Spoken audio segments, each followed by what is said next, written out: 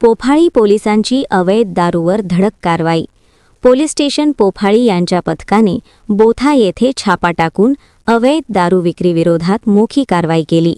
या कारवाईत 96,210 रुपयांचा मुद्देमाल जप्त करण्यात आला असून 2 जणांविरुद्ध गुन्हा दाखल करण्यात आला आहे। 2 मार्च 2026 रोजी गोपनीय माहितीच्या आधारे पोलिसांनी छापा टाकला असता भारत रामभाऊ पाईकराव व सूर्यभान बळीराम मोहकर हे अवैधरित्या गावठी दारू गाळणे व देशी विदेशी दारूची विक्री करत असल्याचे आढळले।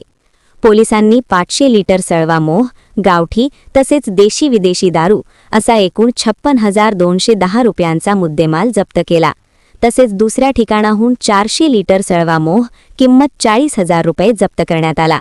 एकूण 96,210 रुपयांचा अवैध साठा जप्त करून संबंधित आरोपींवर दारूबंदी कायद्यान्वये गुन्हा दाखल करण्यात आला आहे। पुढील तपास पोफाळी पोलीस करीत आहेत।